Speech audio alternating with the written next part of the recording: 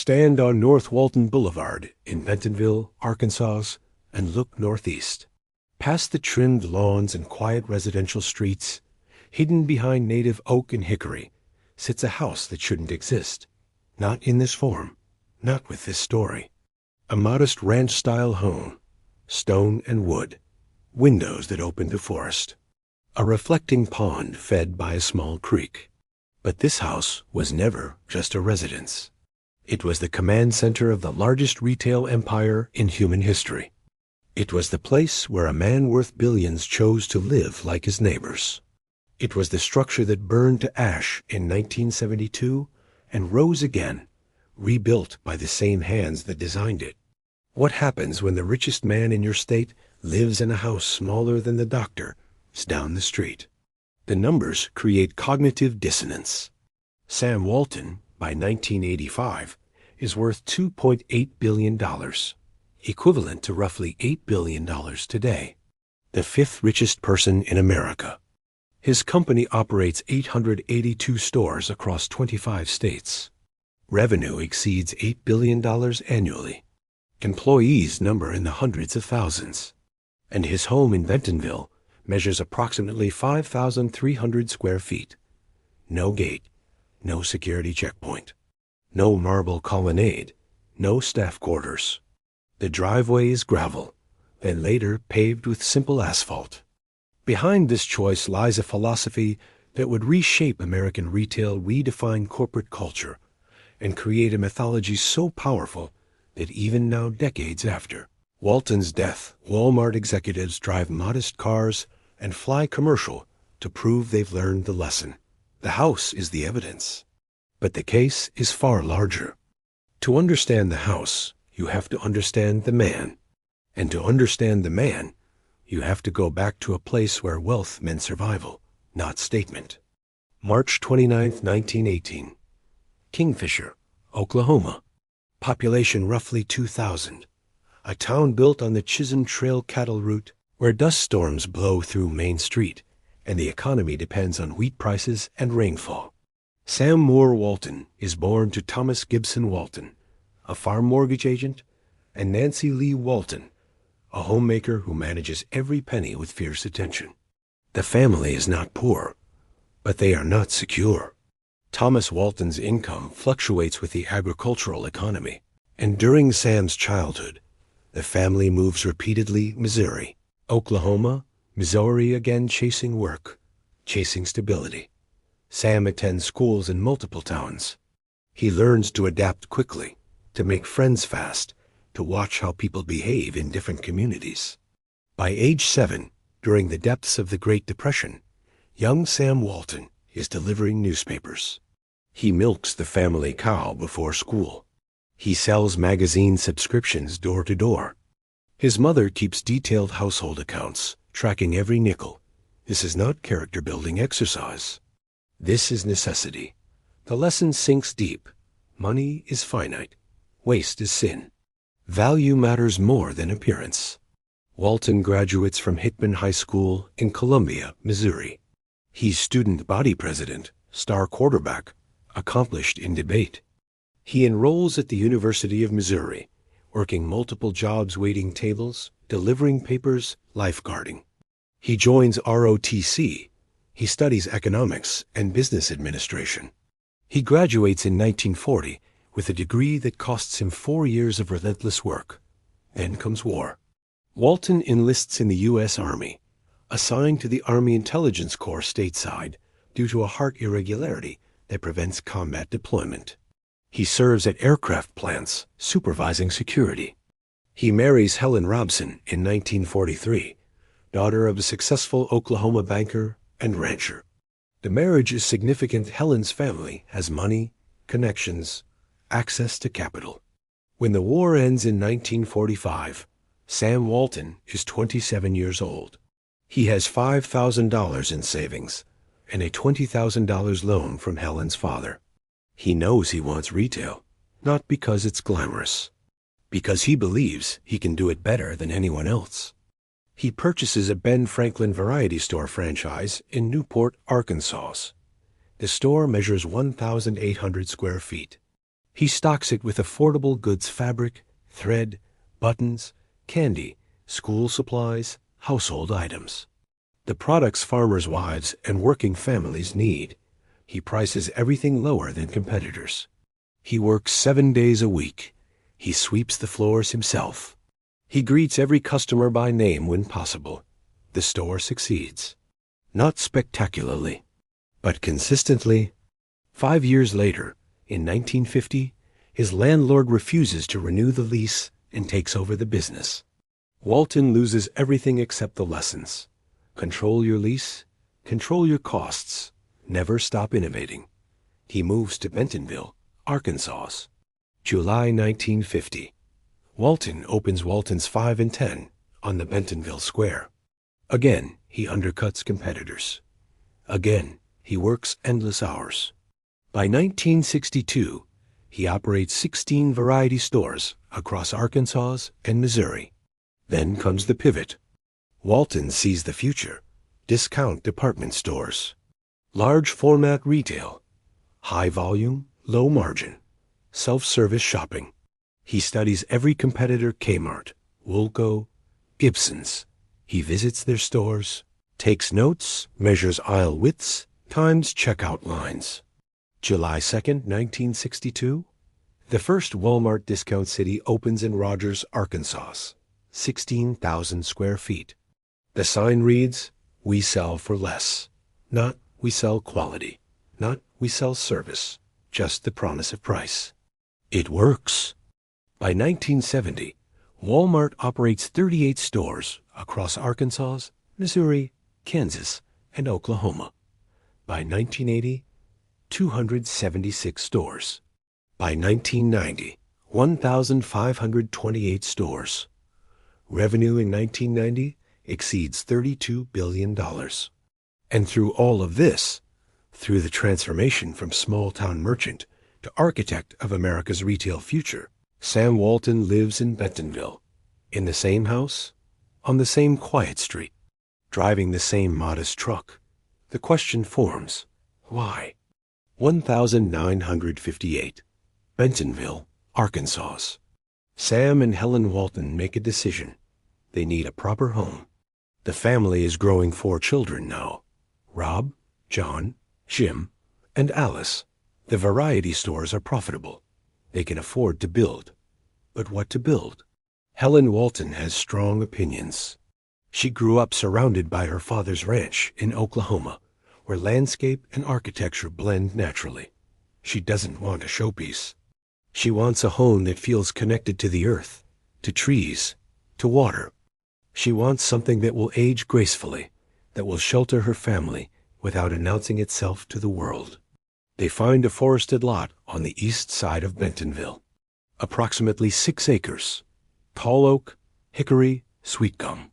A small creek runs through the property, flowing southeast toward the Illinois River watershed. The land slopes gently, quiet, private, yet only minutes from the town square. The Waltons hire E. Fay Jones, then a young architect teaching at the University of Arkansas. Jones studied under Frank Lloyd Wright at Callison and Taliesin West, absorbing Wright's philosophy of organic architecture: buildings that emerge from their sites rather than dominating them. Jones is 35 years old. He's designed a handful of homes, a few small commercial projects. This commission will become one of his early significant works. Helen's instructions are clear. Use local materials. Respect the trees. Keep the creek visible. Make the house feel like it's part of the forest. No columns imported from Italy. No marble from Vermont. No grand gestures. Jones responds with a design that seems almost inevitable once you see it. The house sits low to the ground, hugging the natural contours. The exterior combines native Arkansas stone rough-cut sandstone in warm gray and tan with wood siding in natural tones. The roofline is low-pitched, spreading horizontally rather than soaring vertically. Large windows, but not floor-to-ceiling glass walls. Openings that frame specific views. The creek, a grouping of oaks, the way morning light filters through leaves. Jones designs a small dam on the creek to create a reflecting pond and a gentle waterfall. The sound of moving water becomes part of the home's atmosphere. Stand in the living room and you hear it not loud, just present. A reminder that nature continues its work regardless of human schedules. Construction begins in early 1959. Local contractors. Materials sourced within Arkansas when possible. Stone from quarries near Yellville. Timber from mills in the Ozarks. The work proceeds methodically, not rushed. Total square footage, approximately 3,400 square feet initially. 4 bedrooms, 3 bathrooms.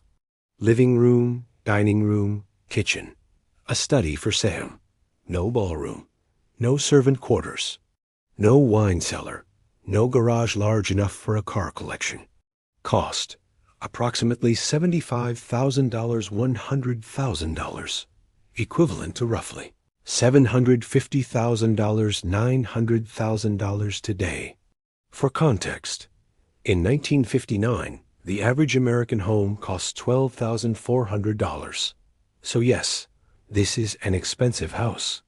But for a man whose business is generating hundreds of thousands in annual profit, it's remarkably modest.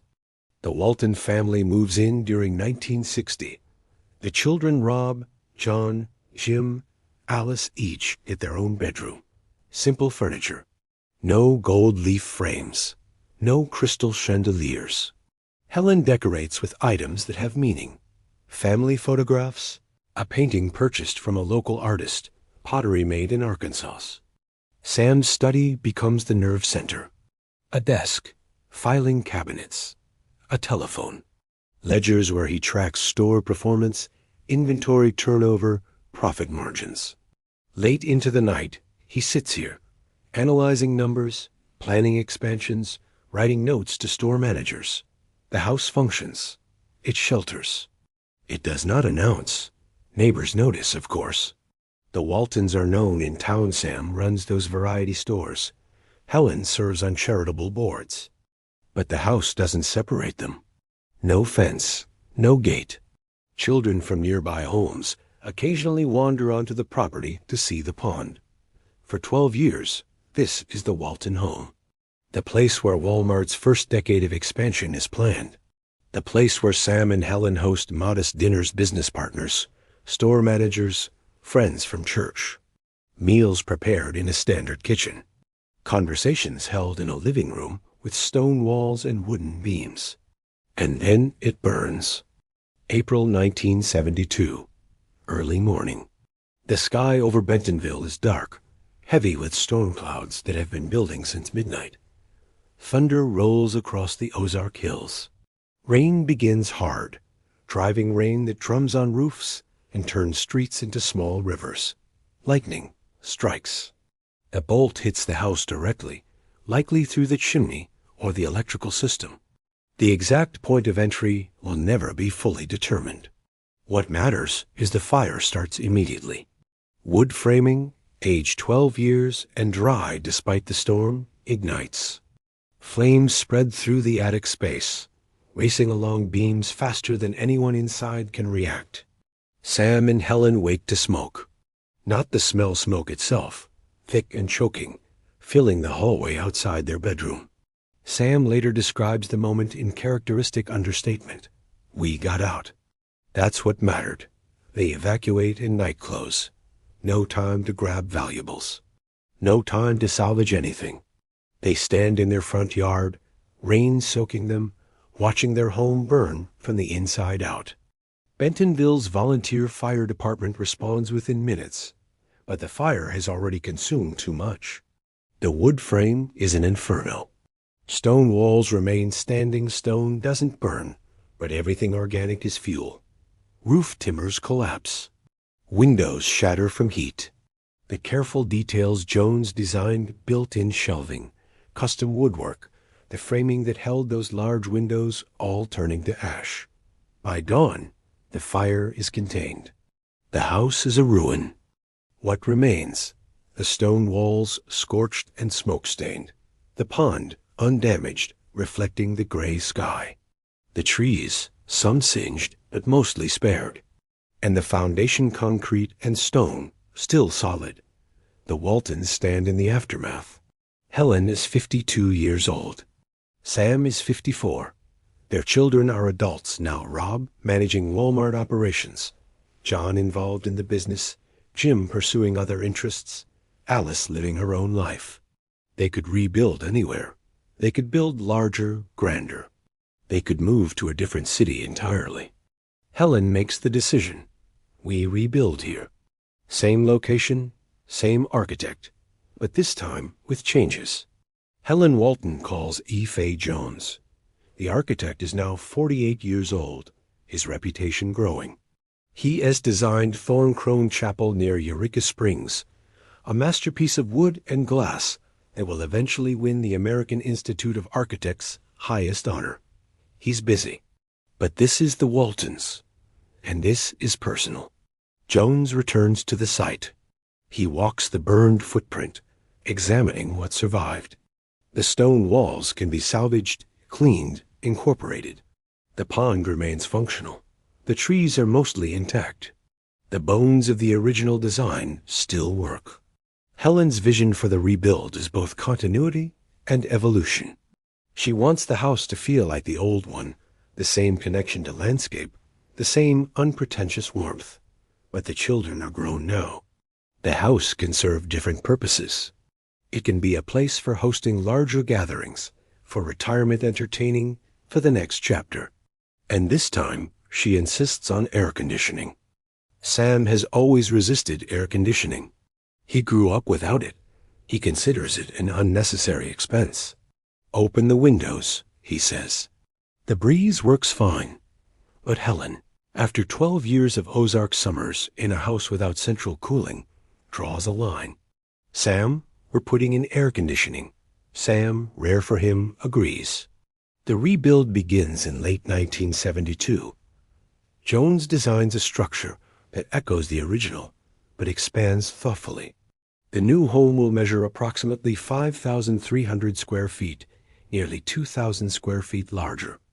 Still modest by billionaire standards, but more suited for a couple in their 50s, planning for grandchildren and social obligations. The stone walls rise again, using the salvaged stones supplemented with new material from the same Arkansas quarries. The wood framing is more robust this time, using larger beams, better fasteners, modern fire-resistant treatments applied to structural elements. Jones retains the low-slung roofline, the horizontal emphasis, the integration with landscape.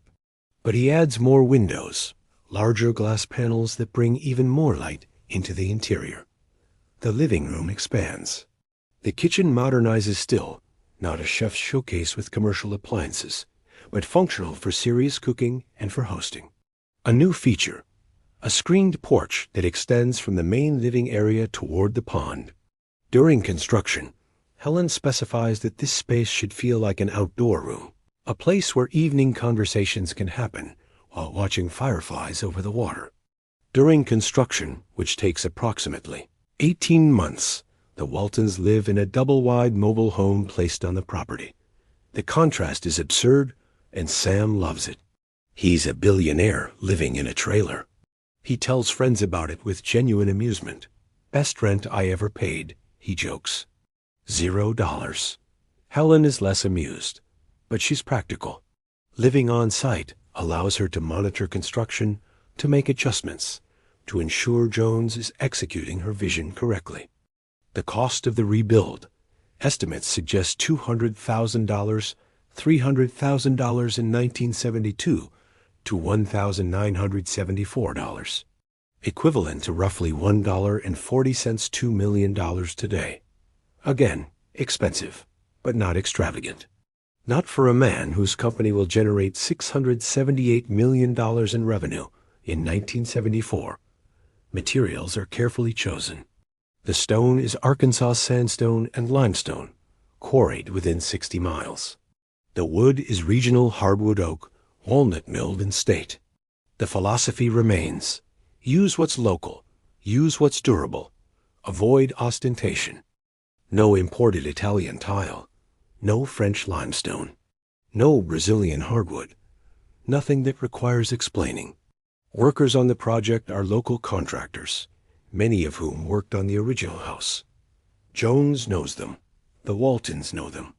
The rebuild becomes a community project in a quiet way, not publicized, not celebrated, just done.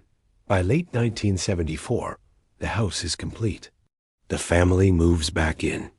Step through the front entrance, and the first thing you notice is light. Natural light pouring through windows that face east and south, catching morning sun and afternoon warmth. The entry opens directly into the main living area. No grand foyer, no double-height atrium, no chandelier ascending from a vaulted ceiling. Just a living room, stone walls, wood floors, comfortable furniture arranged for conversation. The living room is the emotional center of the house. Approximately 800 square feet. Large by suburban standards, modest by mansion standards. Stone walls rise to about 9 feet before meeting exposed wood beams that support the ceiling. The stone is the same rough-cut sandstone used on the exterior gray, tan, flecked with iron oxide that gives it warmth. A fireplace dominates one wall. Stones surround deep firebox, simple mantel. No carved marble. No imported French limestone. Just Arkansas stone, carefully fitted, functional. On winter evenings, Sam lights fires here. Helen sits with books. Later, grandchildren will toast marshmallows. Windows line the south and east walls' large wooden-framed panels that open the room to the forest outside. Through them, you see oak trees, the reflecting pond, the small waterfall Jones engineered from the creek. The view changes with seasons. Spring green, summer density, autumn rust and gold, winter bare branches against snow. Furniture is comfortable, but not luxurious. Sofas upholstered in durable fabric browns, tans, earth tones. Coffee table made from local walnut. Side tables holding simple lamps. Bookshelves built into the walls, filled with titles that reflect the Waltons' interests. Business biographies, historical novels, books on quail hunting, gardening guides. On the walls, family photographs. Not professional portraits, just snapshots. The children as toddlers, family vacations, Sam with his bird dogs, Helen in her garden. A few pieces of local art purchased from Arkansas's artists. Nothing that screams investment or status.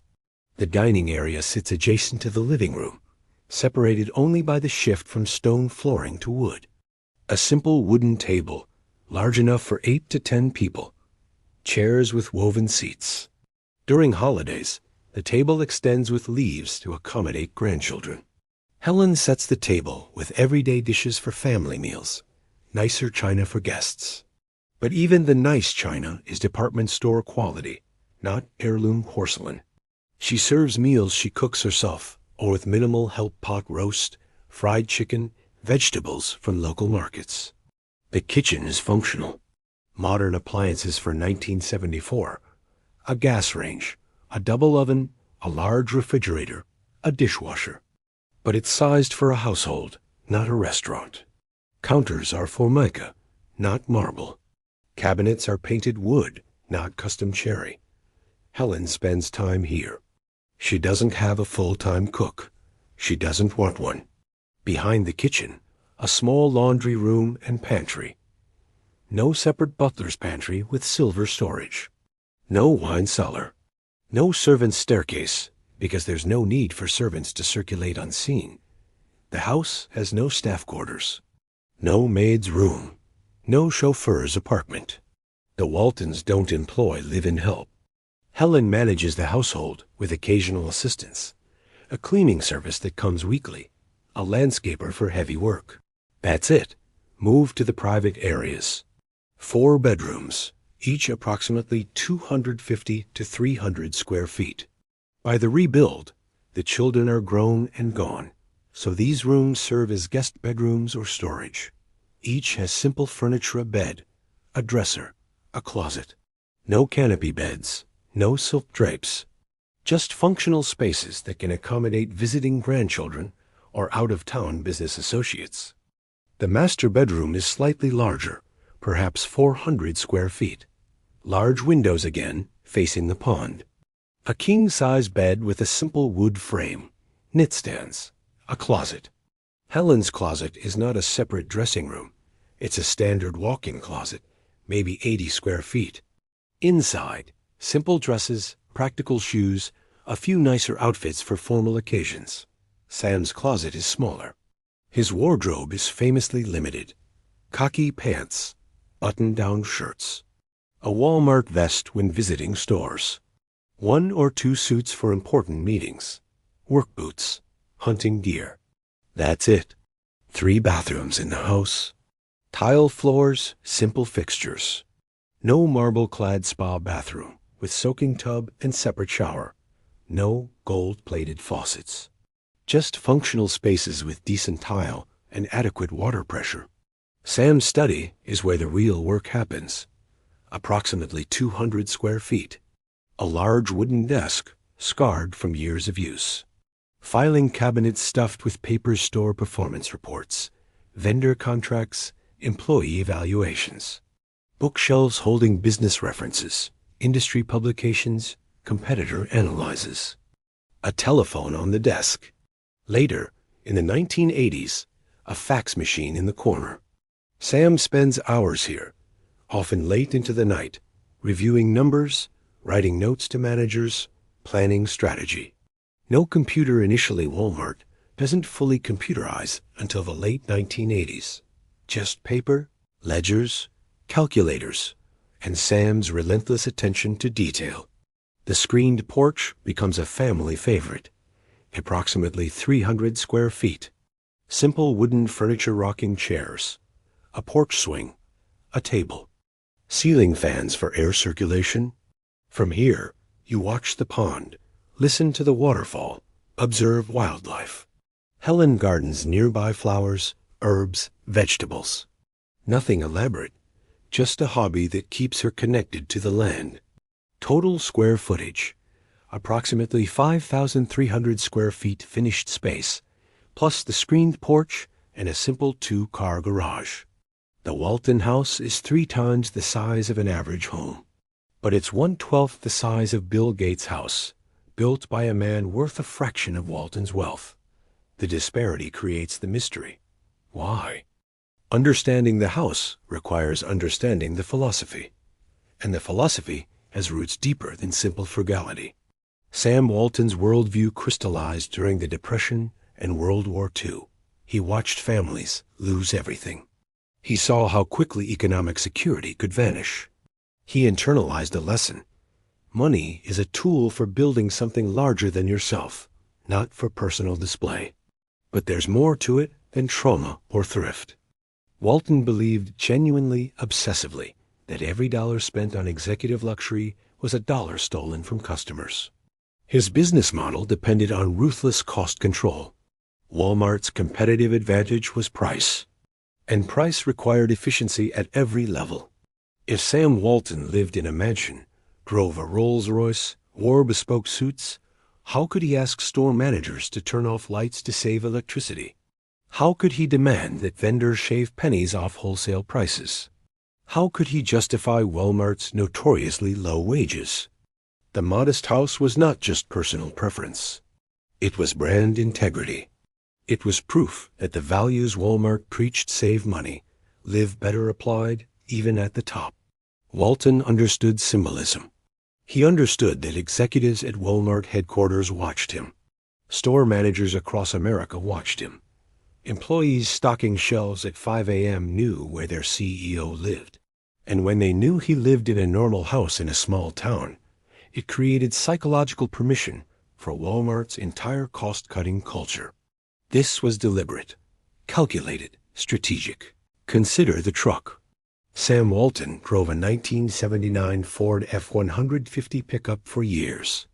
Red, with a dog cage in the back for his hunting dogs. The truck became famous. Reporters photographed it. Business magazines wrote articles about it. Why? Because it was absurd. A billionaire driving a beat-up pickup truck created cognitive dissonance that generated publicity. free publicity. Publicity that reinforced Walmart's image as a company that didn't waste money. The house worked the same way. When business journalists came to interview Walton, he'd invite them to his home. They'd drive through Bentonville, expecting some hidden estate behind walls and gates. Instead, they'd pull up to a nice but unspectacular house on a residential street. The message was clear. Walmart isn't about enriching executives. It's about serving customers. But beneath the calculation, there was something genuine. Walton genuinely didn't value luxury for its own sake. He found pleasure in hunting quail with his dogs, not in collecting art or yachts. He enjoyed spending time with his grandchildren more than attending galas. He liked the rhythm of small-town life, knowing his neighbors, attending local church, eating at family-owned restaurants. Helen shared this philosophy, though her version was quieter. She came from money. Her father was a successful banker and rancher. She could have demanded luxury. Instead, she invested in local charities, supported the arts in Arkansas, funded scholarships for students who couldn't afford college. She lived modestly not because Sam forced it, but because she believed in using wealth for purpose, not display. The house reflected this. It was well-built, comfortable, connected to nature. It served its function perfectly. But it made no argument for its own importance. And this created a problem. Because as Walmart grew, as Sam Walton became one of the wealthiest people on earth, the house became increasingly anomalous. By the late 1980s, the disconnect between Walton's wealth and his lifestyle was so extreme that it bordered on performance art. Critics began asking questions. If Walmart's CEO lives so modestly, why are Walmart workers paid so little? If the company can accumulate billions in profits, why can't it afford better wages, better benefits, better working conditions? The house became evidence in a larger argument about corporate capitalism. Some saw it as proof of virtue look, a billionaire who doesn't waste money. Others saw it as proof of hypocrisy. He hoards wealth while his employees struggle to afford rent. Both interpretations miss the complexity. Walton wasn't a saint or a villain. He was a man with a specific worldview. Business exists to create value for customers, shareholders, and in that order, employees. Personal luxury dilutes focus. Modesty creates discipline. Discipline creates competitive advantage. The house embodied this. It was the physical manifestation of a philosophy that reshaped American retail and created a company that now employs 2.1 million people worldwide. But philosophy doesn't pay heating bills. And houses, no matter how modest, still have costs. The Walton house appears simple, but simplicity requires maintenance. And maintenance, even for a modest house, adds up when you examine the full picture. Annual operating costs for the Bentonville home during the 1980s and early 1990s. Property taxes. Approximately $8,000, $12,000 annually in the 1980s. Benton County, Arkansas has relatively low property tax rates, but the assessed value of a 5,300 square foot architect-designed home on 6 forested acres still generates substantial tax liability. Utilities, electric, gas, water. With air conditioning finally installed, summer cooling costs rise. The large windows Jones designed bring light but also heat. Electric bills during July and August, $400, $600 monthly. Winter heating, $300, $500 monthly. Annual utility costs, approximately $4,000, $6,000. Landscaping and grounds maintenance. The 6-acre property requires regular care. Lawn mowing, tree trimming, pond maintenance, seasonal plantings. The Waltons hire a local landscaping company. Estimated annual cost, $10,000, $15,000. Housekeeping, weekly cleaning service. Not live-in staff, but professionals who handle deep cleaning, window washing, seasonal tasks. Estimated annual cost, $8,000, $12,000. Maintenance and repairs, Wood needs refinishing. Stone walls need repointing. Roofing requires inspection and occasional repair. Plumbing, electrical, HVAC systems need servicing. Average annual maintenance budget: $15,000, $25,000. Insurance. Property insurance for a custom-designed home with fire history, even though rebuilt, costs more than standard coverage. Estimated annual premium: $5,000, $8,000. Total annual operating cost: approximately $50,000, $80,000 in 1980s, 1990s dollars, equivalent to roughly $120,000, $190,000 today. For context, the median American household income in 1985 was $23,618. The cost to maintain the Walton house for 1 year exceeded the annual earnings of 2 median American households. Sam Walton could afford this easily. Walmart paid him a salary of $350,000 in 1989, modest for a Fortune 500 CEO, but still substantial. His wealth came from stock ownership, not salary. By 1991, his net worth exceeded $8 billion. So $80,000 in annual house costs represented 0.001% of his net worth. Insignificant, but the costs weren't just financial. There were human costs, invisible costs, the labor that kept the modest illusion functioning. The landscaping crew: 3 to 4 men, working 2 days per month, sometimes more during spring and fall. They mow, they trim, they edge, they plant, they mulch. They maintain the pond, clearing debris, checking the dam, ensuring water flows properly over the small waterfall. Their names don't survive in public records. Their wages were likely $8, $12 per hour in the 1990s. Call them the invisible maintenance crew. The housekeepers: 2 women, working 4 to 6 hours weekly. They vacuum, dust, clean bathrooms, wash windows, change linens. They move through the house methodically, room by room, maintaining the comfortable orderliness Helen Walton insists on. Their names: unknown to history. Their wages: likely $10, $15 per hour by the 1990s. The repair workers: plumbers called when pipes leak, electricians summoned when circuits fail, HVAC technicians maintaining the air conditioning system Sam initially resisted. These workers drive to Bentonville from Fayetteville or Rogers, carry tools through the front door, fix problems, leave. They bill hourly. Their work keeps the house functional. None of this is exploitation. These are fair wages for the time and place. These are professional services, contracted and paid. But they represent a truth the house's modest facade obscures. Even simplicity requires infrastructure. The house doesn't run itself. It doesn't clean itself. It doesn't maintain itself.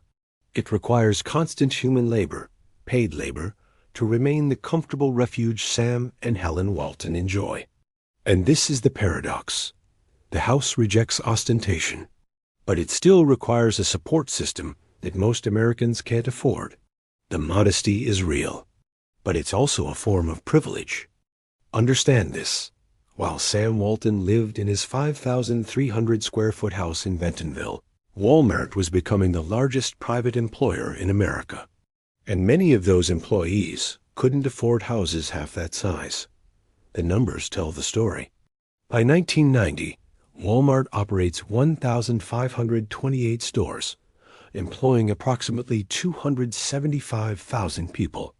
Average wage for a Walmart sales associate in 1990, approximately $8, $9.50 per hour. Annual earnings for a full-time associate working 40 hours per week, roughly $16,640, $19,760. The poverty line for a family of 4 in 1990, $13,359. So a full-time Walmart worker earns slightly above poverty, assuming full-time hours, which many don't receive, and assuming no dependents beyond a spouse and 2 children. Now consider, Sam Walton's net worth in 1990 is approximately $7 billion. His wealth is growing by roughly $1 billion per year during the late 1980s and early 1990s. That's $2.7 million per day, $114,000 per hour, $1,900 per minute. A Walmart sales associate earning $8.50 per hour would need to work 470,588 hours, roughly 54 years, without breaks to earn what Sam Walton's wealth increases by in a single hour. Sam Walton is aware of this disparity. He's not naive. But he believes in his model. Keep costs low, pass savings to customers, grow the business, create jobs. More jobs, even if low paid, mean more employment, more economic activity, more opportunity for advancement. From his study in the Bentonville house, Walton manages this expanding empire. He reviews store performance reports. He tracks inventory turnover rates. Walmart's obsession with efficiency means products can't sit on shelves. He monitors labor costs down to the decimal point. When store managers request additional staffing, Walton often says no. Do you really need another person? Can you reorganize workflows? Can you cross-train existing employees? When employees request better benefits or higher wages, Walmart's response is consistent. We keep prices low for customers. Higher labor costs mean higher prices. We can't afford it. And yet, Sam Walton can afford a custom-designed house on 6 forested acres with annual operating costs that exceed the earnings of 2 full-time Walmart workers. Critics seize on this. Labor organizers point to Walton's wealth and ask, why can't Walmart afford better wages? The company generates billions in annual profits. The Walton family is the wealthiest family in America. Why are employees struggling to afford rent? Walmart's response: Sam Walton's wealth comes from stock ownership, not from denying employees fair wages. The company pays market rates. Employees are free to work elsewhere if unsatisfied. The argument is technically accurate. Walmart's wages in the 1980s and 1990s are competitive with other discount retailers. Kmart and Target pay similar rates. The issue is not Walmart alone. It's the entire low-margin retail model that depends on low labor costs. But Sam Walton becomes the symbol because he's so visible, so quotable, so relentlessly on brand. He drives that old pickup truck. He lives in that modest house. He wears that Walmart vest. He embodies the company's values. And those values say, frugality is virtue. Waste is sin. Every penny counts. The question is, if every penny counts for executives, why doesn't every penny count for workers? From the Bentonville house, Sam Walton doesn't see contradiction. He sees consistency. He lives modestly to set an example. He demands cost control at every level. He believes the company's success creates value for everyone's shareholders, customers, employees, even if the distribution is unequal.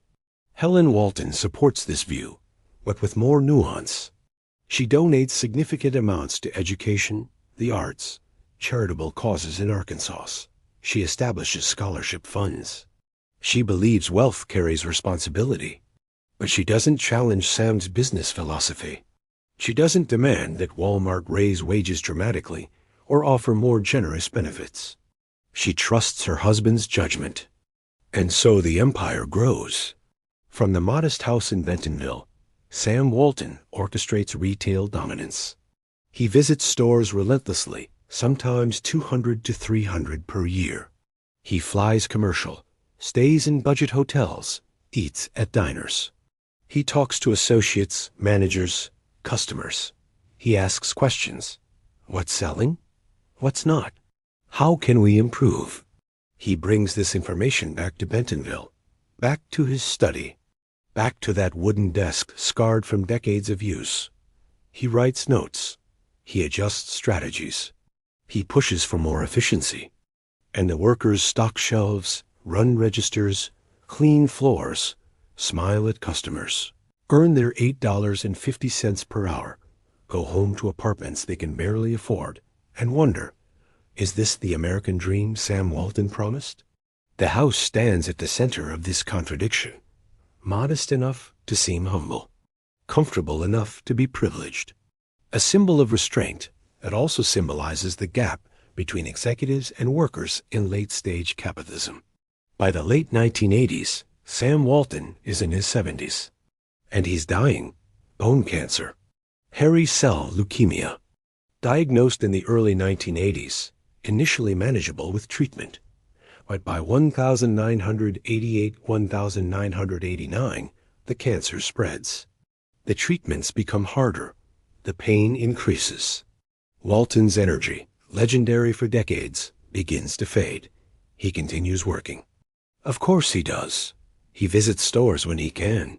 He attends meetings. He reviews reports. But increasingly, the Bentonville house becomes his refuge. Helen cares for him. They've been married 49 years by 1992. She manages his medications, his diet, his doctor's appointments. She coordinates with their children, Rob, now running Walmart's operations, John managing logistics, Jim pursuing venture capital, Alice building her art collection. The house, designed for family life, becomes a place for dying. Sam spends mornings in his study, when he has strength. Afternoons in the living room, sitting in his favorite chair, looking through those large windows Jones designed, watching the oak trees change through seasons, watching light move across the reflecting pond. He can no longer hunt quail. The bird dogs stay home. His pickup truck sits in the garage more often than not. Friends visit. Business colleagues come to pay respects. Store managers who worked with Sam for decades drive to Bentonville, wanting to see him one more time, wanting to thank him, wanting to say goodbye. Helen maintains the house's rhythms. Meals at regular times, quiet evenings, the screened porch in summer, listening to the waterfall, feeling the breeze. On March 17, 1992, President George H.W. Bush awards Sam Walton the Presidential Medal of Freedom. It's presented at Walmart headquarters in Bentonville because Sam is too ill to travel to Washington. Bush flies to Arkansas. The ceremony is brief. Sam, visibly frail, accepts the medal, thanks the president, and sits back down. The official citation reads, Sam Walton, entrepreneur and American business leader, embodied the American dream. Starting with a single dime store in small-town America, he built the largest retail company in the world. Weeks later, Sam Walton returns to the house on North Walton Boulevard for the last time. He dies on April 5, 1992, Sunday morning, at home, with Helen at his side. He is 74 years old. The funeral is held at Bentonville's First Presbyterian Church. The service is simple, no elaborate eulogies. No political dignitaries giving speeches. Just family, friends, longtime Walmart employees. They sing hymns. They share memories. They bury Sam in Bentonville Cemetery, a modest plot, simple headstone.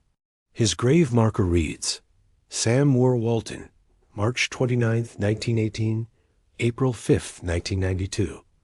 Nothing about Walmart. Nothing about billions. Just his name and his dates. The house becomes Helen's. She continues living there, maintaining the routines she and Sam established over 32 years. She gardens. She reads. She hosts grandchildren. She supports her charitable work. But the house changes meaning. It's no longer the command center of an expanding empire. It's a widow's home, a place filled with memories of the life she built with her husband. Helen lives there for another 15 years. She remains active in Bentonville community life, attending church, supporting local causes, staying connected to the town she chose in 1950. She dies on April 19, 2007, at age 87. 15 years after Sam, she's buried next to him in Bentonville Cemetery. The house passes to the Walton family's control. And then, a decision. What do you do with the house where the world's wealthiest family lived so modestly? After Helen Walton's death in 2007, the house stood empty for a time. The family, Rob, John, Jim, Alice, now managing billions in inherited wealth, faced a question: preserve it, sell it, or demolish it? The house had historical significance. It was where Sam Walton lived while building Walmart.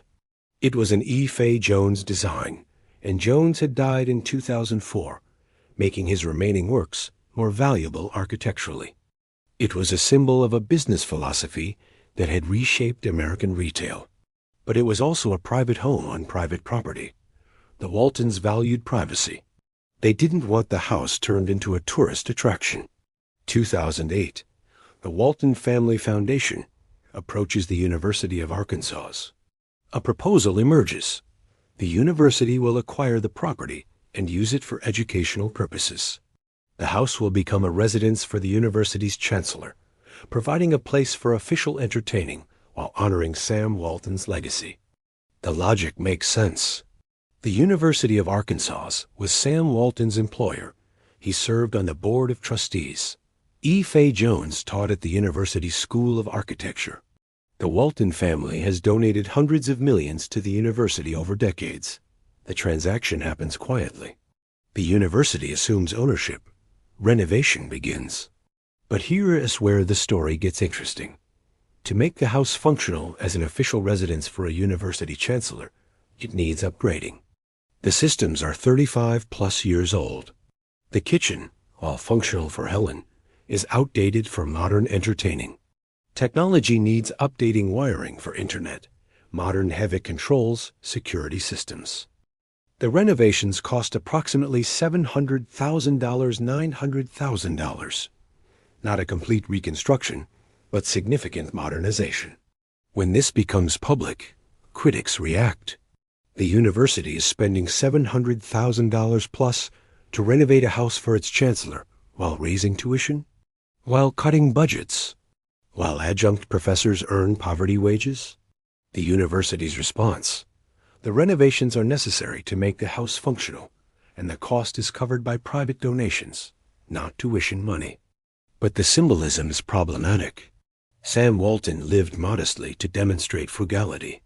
Now the house where he lived requires $700,000 in upgrades to meet modern standards.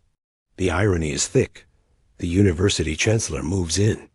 The house serves its intended purpose, hosting donors, entertaining faculty, housing the university's chief executive. It's maintained by university facilities staff. It's insured by university policies. It's supported by institutional infrastructure.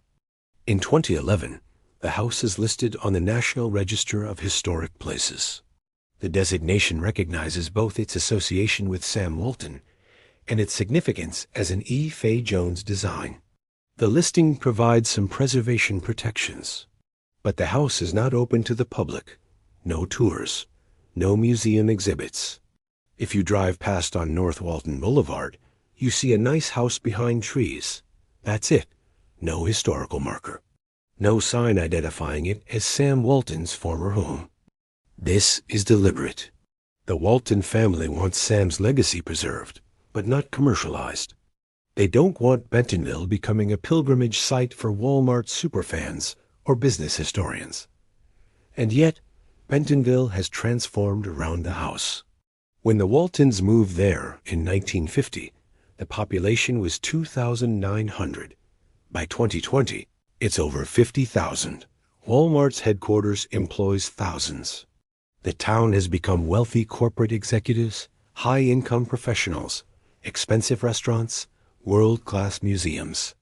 The Walton family, through Alice Walton primarily, opened Crystal Bridges Museum of American Art in 2011.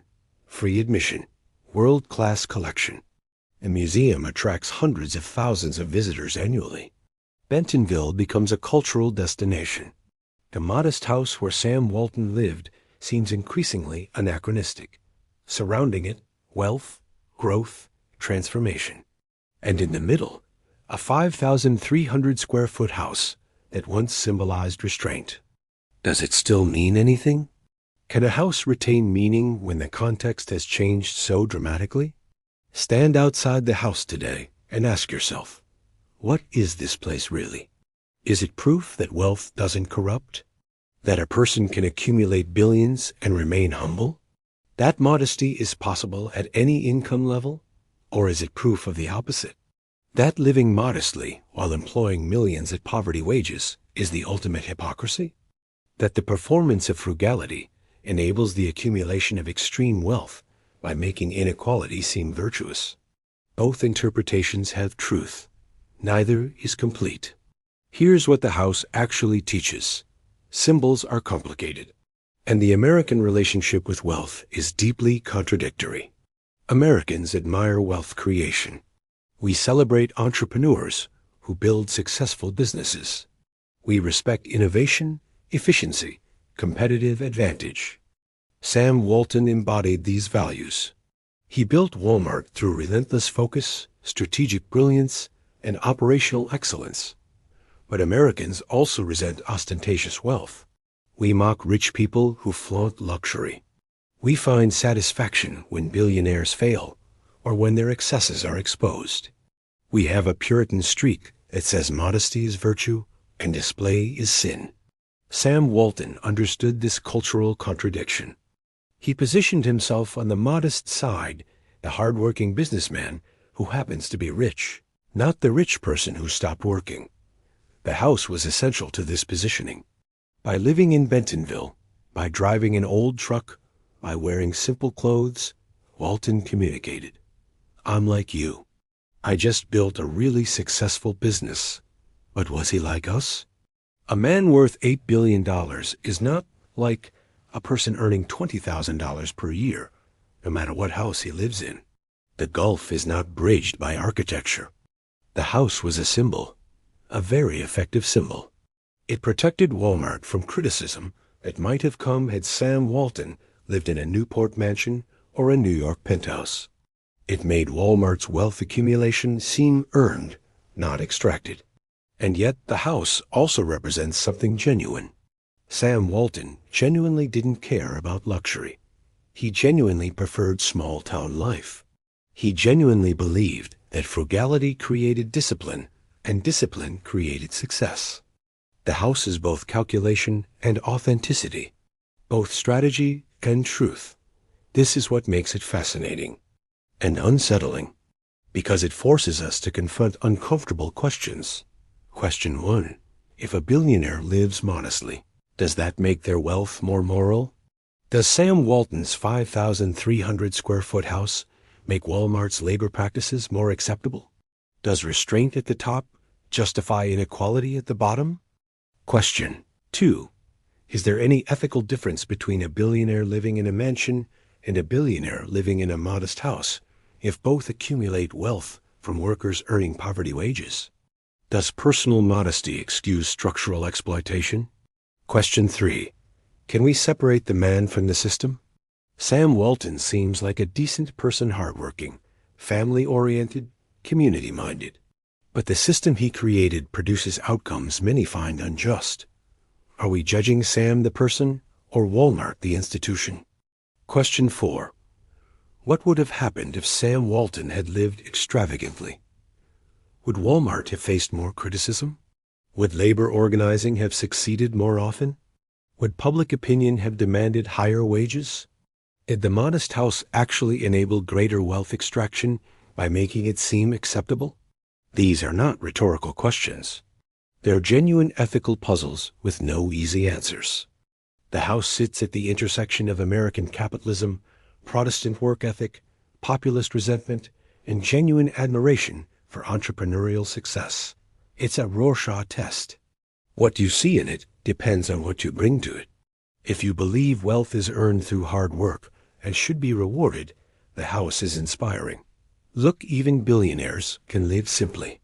Success doesn't require ostentation. If you believe wealth is accumulated through systemic exploitation and should be redistributed, the house is infuriating.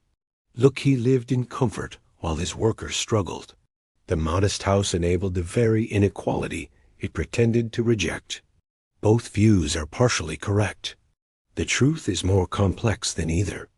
The house on North Walton Boulevard in Bentonville, Arkansas, measures 5,300 square feet. It was designed by E. Fay Jones in 1959, destroyed by fire in 1972, rebuilt in 1974. It was home to Sam and Helen Walton for 32 years. It's now the residence of the University of Arkansas's chancellor. It's listed on the National Register of Historic Places. These are facts. But facts don't tell you what it means. Meaning is harder. Meaning requires context, interpretation, judgment. And on those measures, the House refuses to cooperate. It resists simple narratives. It complicates easy conclusions. Is it a monument to American virtue? The proof that hard work, humility, and focus can build empire without corruption? Or is it a monument to American mythology? The symbol that makes extreme wealth accumulation seem acceptable by performing modesty. Maybe it's both. Maybe it's neither. Maybe it's just a house where a complicated man lived while building a complicated company that created complicated outcomes. What we know, Sam Walton changed American retail permanently. Walmart is now the world's largest company by revenue, employing 2.1 million people, generating over $600 billion annually. The company's success created wealth for shareholders, jobs for millions, lower prices for consumers. It also contributed to wage stagnation, small business closures, manufacturing job losses, income inequality, dependence on low-wage labor. Both things are true, simultaneously. The house where Sam Walton lived doesn't resolve this contradiction. It embodies it. Stand outside the house today. Trees still surround it. The pond still reflects the sky. The stone walls still stand. Inside, a university chancellor lives and works, hosting donors, entertaining guests, representing an institution. The ghosts of Sam and Helen Walton are gone. The children who grew up here are now in their 70s, managing the Walton family fortune, continuing their parents' legacies in different ways. But the questions remain. How do you build something extraordinary without becoming extraordinary yourself? How do you accumulate billions while living like your neighbors? How do you justify extreme wealth when the people who helped create it can barely afford housing? Sam Walton's answer was, you live in a modest house.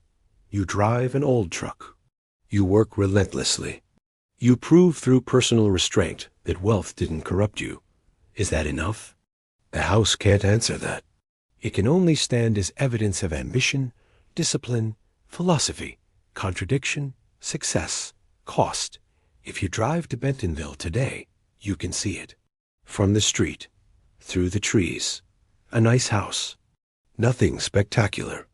Nothing that screams billionaire lived here. Just a house.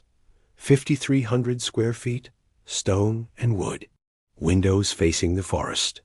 Beautiful, modest, complicated, like the man who built it, like the empire he created, like the America that both celebrates and questions his legacy.